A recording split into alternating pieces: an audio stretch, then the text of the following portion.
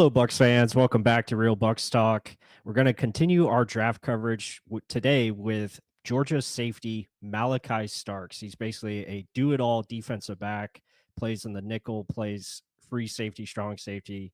But number 24 for Georgia, really impressive on tape. And Mark, as you see there, makes a really impressive play, getting the interception and taking it back.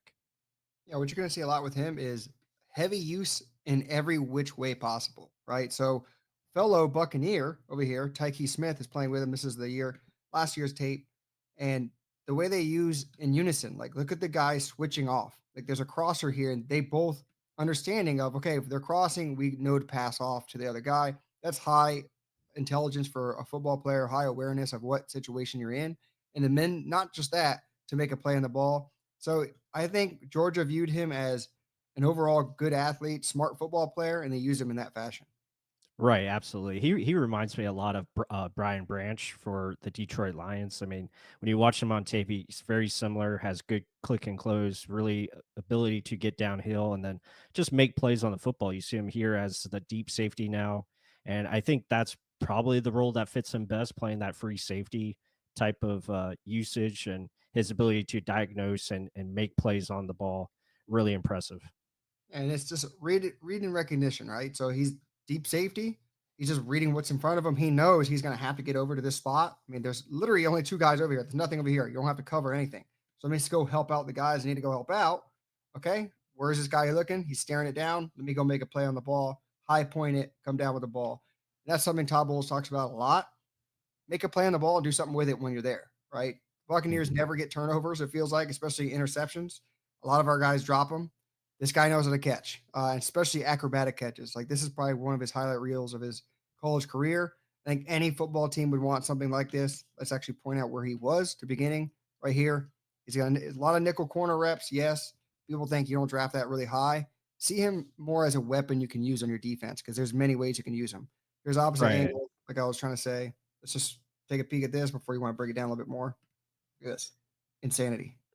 Yeah, Wow. very, very athletic. And like you said, I think he's a defensive weapon. I think he has a very high floor as a prospect, a guy that can come in and play right away. So his ability and now coming in on blitzes, off the edge is something that, a lot of teams like to do with their nickels or safeties. And this is something that he can excel at. Obviously, if he came to Tampa Bay, this would be a big part of his utilization. We see it with Winfield, we see it with Tyke, and that's something that he can bring to the table. And that's one thing with Georgia. They're a very attacking defense, right? They use their guys interchangeably. You see a lot of different looks from the Georgia defense and a high volume defense like the Buccaneers that likes to bring pressure from every which way. This is a guy that's natural with that. That's why they like Tyke Smith and viewed him so highly. Look at this. Another kind of option A, option B within those two type of guys. Right, absolutely. So with him, yeah, that's a good start. And then his ability to play some man coverage in the slot, as you see him here, he's going to line up and really just doing a good job of staying within phase of the receiver. So I really like that part of his game, and that's something nice that he uses his hands, good footwork, and ability to stay close to the receiver. And that's one thing I noticed last year when watching Tyke Smith. Very aggressive. I was almost saying, like, I'm surprised this guy didn't get flagged enough because he was very physical. They teach their DBs to be very physical in Georgia, looks like it. But he's just staying right there in his hip pocket the whole way, like running the route with him, not letting him overtake him. And he's also right there to make a play if the ball's thrown that way. So very aggressive when it's man to man like that, but he also has a good awareness to understand what he has to do in space to make a play on a ball.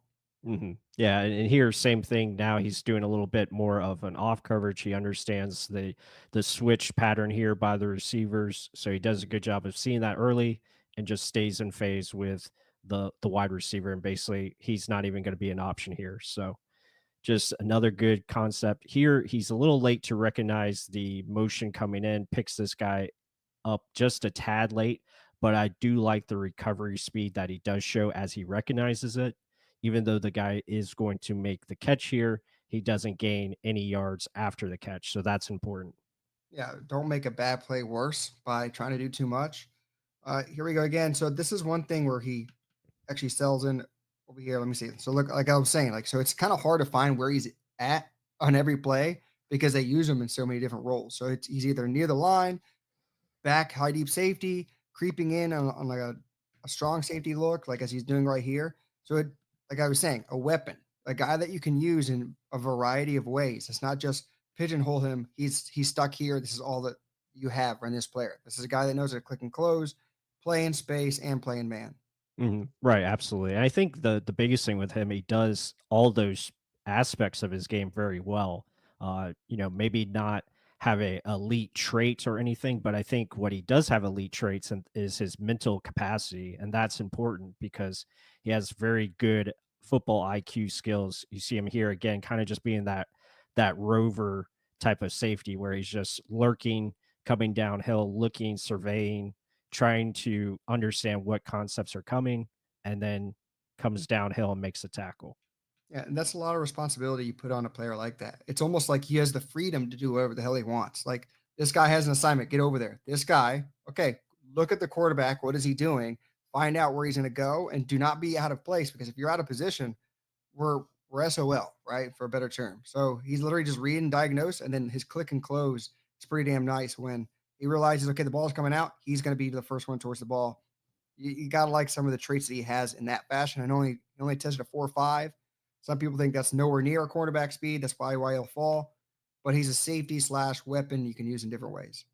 Right, absolutely. And I think we I would also like to bring up like the Buccaneers. I've heard like they like him as potentially a outside corner. So that makes it intriguing because he does have the size to play that position. He's got the athleticism, and you can see like the skills and the footwork are there where he's able to make plays on the football. Here as a deep safety, again, just reading. Again, this ball is going to be caught, but you like the identification of okay, I'm getting to my spot. I understand where this quarterback is going. Sees the ball in the air, probably would have made the play if it was more Yeah. accurate, but a good job by the quarterback to protect himself here and good catch by the receiver. Yeah, like you said, that's kind of hard to for a player to get to that point when the ball is underthrown like that. That's more on the job of the cornerback here. But Mhm. here, giant pick play here, ginormous pick play. So look where he's at. The linebackers literally just kind of run right in front of him, but he gets around them. Like, watch this, trying to get around. Giant pick, but he's in his assignment, right? So it's understanding where he needs to be, getting through the noise, getting through the trash. Ball doesn't get thrown to him, but even if it does, he's right there on the spot, even though there was a giant pick in that way. Mhm. Right, absolutely. And then here he's playing again deep safety, but I like this, concept here as he's able to, you know, understand what is happening. Okay, that guy makes the guy miss, but he forces this player to the outside, which is impressive. And I think that's important to take note of.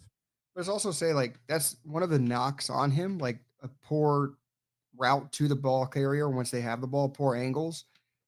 But to me, in this fashion, like you're the last line of defense. You have Mhm. nothing else besides you between the ball carrier and the end zone, right? A touchdown. So, like Right. you just said, he's using the sideline. Usually it's like, oh, force it inside to your help. I mean, but really, I mean, if he goes inside or if he goes way outside, this is will the pursuit get there before he can get there? I don't necessarily know. Right. So in his mind, he's like, oh, I'm doing anything I can to just prevent it from being a touchdown because he doesn't know how much help he has inside because he's a deep safety. Yep. So some people may see it as a bad, some people may see it as good. I see it as like a neutral. He's limiting the damage, right? And that's what a safety is supposed to do. Right, absolutely. So, and again, here he's playing deep safety. Now, this time you could say, well, he just got late to the ball here. He was reading the quarterback's eyes, maybe a little bit too long, got there late. He was trying to make a play on the football, but it got past him. But at the same time, like we said in the previous play, he limits the damage because of his recovery speed and ability to make the tackle here. And that's the job of the safety. Yeah, and again, you could say what you said, but also poor angle. I mean, like he's almost going down on the play. The quarterback's throwing it over his head. That's why Right. he didn't get there in time. But I mean, still, like that's a coaching point he needs to learn. Yes, it did show face a couple times in tape, but like, as you said, he had the recovery speed to get to the guy to limit it. But better coaching, better players around him, maybe that's a fix, right?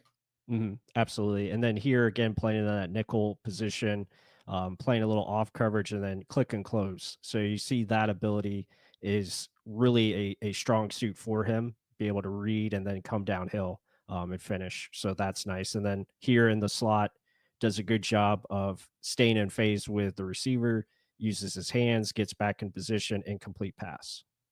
Yeah, like I was saying earlier, very, very aggressive corners, DBs in Georgia. I mean, look at this. When I saw this one, I'm like, how the hell was this not a flag? Like, this is 101 here. Jams him once he gets there. Because usually, yeah, after the first five, nowadays they just throw flags just to throw them, right? It's like, oh, well, there's my handkerchief. Like, how much battling that's going on. College level, they let it go. But still, Mhm. like, very aggressive type of player. Their space is their space. They're not going to allow it. And then I do like this part of his game, ability to read and then react. Okay, the quarterback still has it. They're going to try and end around. I'm going to beat him to a spot and then make a play, not just be a body just to slow him down. Right. Right, absolutely. I think his game in as far as run defense goes, I thought was very strong as far as identifying, understand pursuit lanes, and that was really nice to see. Same thing here, not getting baited by, the misdirection or, anything, really just playing his assignment, understanding, and then going after the football. Yeah, because you got to diagnose first. Don't just guess. Right. I mean, speed's great, but if you're going the wrong way, you're out of the play. Here we go again. They use him in a variety of ways. Always have to kind of pause it to figure out where the hell he's at. Here we go, getting in after the quarterback, forcing the pressure, pursuit, motor. These are things you got to attribute to a player. Like sometimes if you're not in the play, guys give up, or they're like, "Oh, it's too far to run. I'm not going to truly fully hustle." No, the play ends when the whistle blows. Yeah, absolutely. So, with that said, guys, there's a lot to like with Malachi Starks out of Georgia. I think he is going to be most likely a first round pick. We'll see if he's in contention for the Buccaneers pick. But he is a really good football player. And I think a lot of NFL fans around should be excited if he comes to your team. So hope you guys enjoyed it. Be sure to hit that like button, comment down below your thoughts. And with that said, until the next one.